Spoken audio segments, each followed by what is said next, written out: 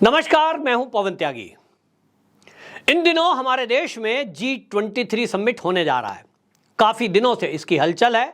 देश के अलग अलग भागों में G20 समिट को लेकर कई सम्मेलन हो चुके हैं और अब मुख्य कार्यक्रम दिल्ली में होने जा रहा है, जिसको लेकर के सरकार की पूरी तैयारियां हैं। दूसरी तरफ हमारी जो सुरक्षा एजेंसियां हैं वो भी चौकन्नी हैं, क्योंकि सरकार को ये इनपुट्स मिले हैं कि कुछ देश विरोधी ताकतें देश को बदनाम करने के लिए आतंकी घटनाओं को अंजाम दे सकते हैं, देश का माहौल खराब कर सकते हैं और भारत की छवि नुकसान पहुंचाने के लिए, भारत की छवि को दुनिया में बदनाम करने के लिए कोई भी दंगा फसाद करा सकते हैं। और इन्हीं सबको देखते हुए जांच एजेंसियां अलर्ट मोड पर हैं। एनआईए ताबड़तोड़ छापेमारी कर रही है। पिछले काफी दिनों से आपने देखा होगा, एनआईए ने जहां पीएफआई के मॉड्यूल को भ्रष्ट किया है, वहीं कश्मीर के अंदर कई ऐसे लोगों पर सख्त कार्रवाई करके उनको जेल में डाला है जिन्होंने आतंकवादियों की डायरेक्ट और इनडायरेक्ट रूप में मदद की है। कई सरकारी नौकरियों में बैठे हुए लोगों को गिरफ्तार किया गया है। वहीं आपको यह भी बता दूं कि खालिस्तानी मूवमेंट को भारत में चलाने वाले ऐसे लोगों की एनआईए ने लिस्ट तैयार की है। बाकायदा आप एनआईए की वेबसाइट पर जाकर देख सकते हैं। नाम, फोटो, पूरी डिटेल यानी पूरी कुंडली वेबसाइट पर डाली गई है कि ये लोग हैं जो हमको चाहिए। और उसमें एनआईए ने मोस्ट वांटेड की लिस्ट बनाई हुई है।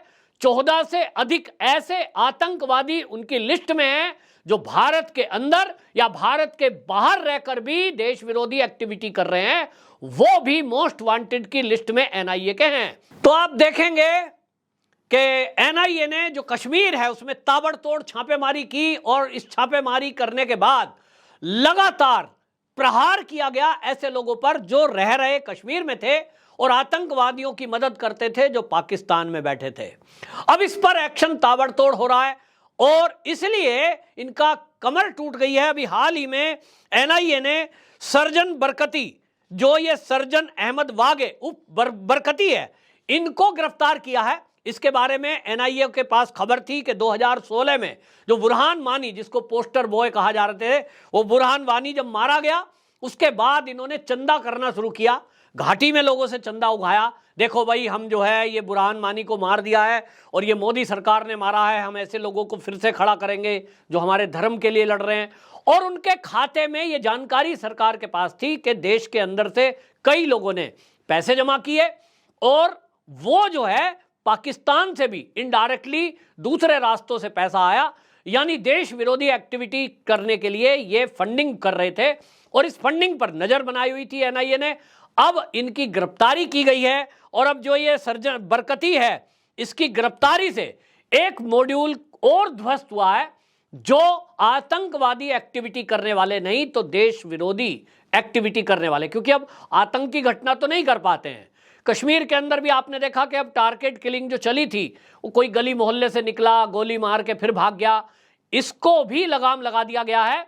तो अब इनके पास और कुछ बचा नहीं है। अब ये अल्टीमेटली कर क्या रहे हैं, ये जो पैसा इकट्ठा है इससे अब ये कर रहे हैं कि कहीं दंगा फसाद करा दिया, कहीं जो है हिंदू मुस्लिम करा दिया। जैसे अभी आपने देखा पिछले दिनों हरियाणा के नूह में ये जो दंगा हुआ है, इसमें अभी तक जो पुलिस इन्वेस्टिगेशन हुई है उसमें ये चीजें अभी सामने आ रही हैं कि उसमें बाहर से कोई लोग आए थे दंगा फसाद करने के लिए, यानी नूह के लोग तो शामिल थे ही, लेकिन फंडिंग और दंगा कराने के लिए बाहर से आए थे। इसी तरह दिल्ली का जो दंगा हुआ उसमें भी ये चीजें खुलासा हुआ था कि दिल्ली के अलावा कुछ लोग बाहर से दंगा कराने आए थे। अभी आप देख लीजिए, दिल्ली के अंदर जब G20 समिट होने जा रहा है, शुक्र, शनिश्चर, रविवार 3 दिन यहां पर सब राष्ट्रीय अध्यक्ष जुटेंगे। ऐसे में आपने सुना होगा मेट्रो स्टेशन दिल्ली के, उनके ऊपर देश विरोधी नारे लिखे गए। मोदी को 84 के दंगों के लिए ये ठहराया गया कि सिखों के जेनोसाइड के लिए मोदी जिम्मेदार है और दिल्ली बनेगा, भारत बनेगा, खालिस्तान, इस तरह की चीजें लिखी गई। उसको हालांकि पुलिस ने मिटा दिया, लेकिन सवाल ये उठ रहा था कि ये खालिस्तानी मूवमेंट चलाने वाले लोग क्या दिल्ली में एक बार फिर से एक्टिव हैं? उसको लेकर के मैंने जैसे कहा, एनआईए की मोस्ट वांटेड लिस्ट तैयार है और उसमें खालिस्तानी मूवमेंट चलाने वाले लोगों के ऊपर इनाम तक रखा गया है। आप वेबसाइट पर जाएंगे तो 14 से अधिक ऐसे लोगों के लिस्ट में आपको नाम मिलेंगे। और अब सरकार की तरफ से यह पूरी तैयारी है कि राष्ट्र विरोधी ताकतें जो भी हैं उनको मुंह उठाने नहीं दिया जाएगा। एनआईए के एक्ट में परिवर्तन कर दिया गया है और पहले से भी एनआईए आपने देखा देश के बाहर भी जाकर कार्रवाई करती है। ये जो लोग भारत में एक्टिव हैं या भारत के बाहर, अब तो भारत की तरीका भी बदल गया है, आपने सुना होगा, मैं इसको कंफर्म तो नहीं करता हूं, लेकिन भारत के बाहर भी कई ऐसे लोगों को मार दिया गया जो भारत विरोधी अभियान का हिस्सा थे। मारा किसने वो अलग एक बहस का विषय है। कोई कहता आईएसआई नहीं है, उन लोगों को मरवा दिया क्योंकि अब पैसे नहीं है उनके पास देने के लिए। कोई उनका आरोप लगाता है भारत की एजेंसियों ने मरवा दिया, वो अलग विचार विमर्श है। लेकिन फिलहाल मतलब बात यह है कि भारत के जो दुश्मन हैं, देश के अंदर एजेंसियां हमारी काम कर रही हैं, देश के बाहर वो खुद अपनी मौत मारे जा रहे हैं। अल्टीमेटली उनका अंत यही है कि उन्हें मौत की नींद सुला दिया जाएगा जो भारत के विरुद्ध कोई षड्यंत्र करने का काम करेगा। लेकिन सवाल फिर वही उठता है, एक व्यक्ति हैं ऐसे यहां पर जो अपने ऊपर राजनीति चोला ओढ़े हुए हैं, राजनीतिक पार्टी बना दी, राजनीतिक नेता बन गए और वो देश विरोधी एक्टिविटी करते हैं। उनका क्या? उनको लेकर देश की जनता में आक्रोश है कि कई ऐसे लोग हैं, मैं नाम नहीं लेता किसी का, आप सब समझदार हैं, कि वो राजनीतिक पार्टी के नेता हैं, बड़े बड़े नाम हैं, बड़े बड़े चेहरे हैं, पुराने राजनीतिक हैं। वो देश विरोधी एक्टिविटी के लिए कुछ भी बयान दे देते हैं। कभी वो कहते हैं कि चीन ने हमारी ज़मीन कब्जा ली है, कभी वो अरुणाचल प्रदेश को कह देते हैं कि वो चीन का है, कभी वो कुछ भी सर्जिकल स्ट्राइक पर सबूत मांग लें, वो क्या कह देंगे कुछ नहीं पता, और उससे देश की छवि खराब होती है। ऐसे लोगों का क्या? तो ऐसे लोगों का एक इलाज जनता के पास है, वो है वोट की ताकत। वोट की चोट से ऐसे लोगों को उनके पद से दूर कर दीजिए, उनका इलाज हो गया। और यह समय देश के पास एक बार फिर से 2024 में लोकसभा चुनाव में आने वाला है। पहचानिए कि वो देश के दुश्मन कौन हैं जो देश की छवि खराब करते हैं, देश विरोधी बयान देते हैं, देश के दुश्मनों के पक्ष में खड़े हुए दिखाई देते हैं, देश के दुश्मनों के फेवर में वो सुप्रीम कोर्ट तक पहुंच जाते हैं, यूएन तक पहुंच जाते हैं, उनकी भाषा बोलते हैं।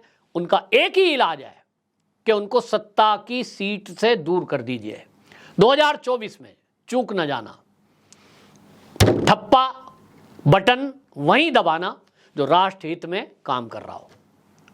और इसी तरह जो मोदी सरकार है, आज आप देखेंगे रिकॉर्ड एनआईए ने गिरफ्तारियां और एनकाउंटर किए हैं, आतंकवाद पर प्रहार किया है, और इसी के कारण से आज कश्मीर में शांति है।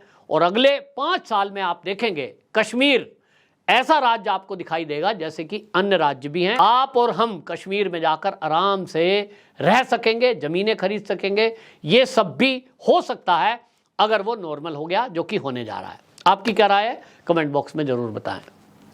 वंदे मातरम।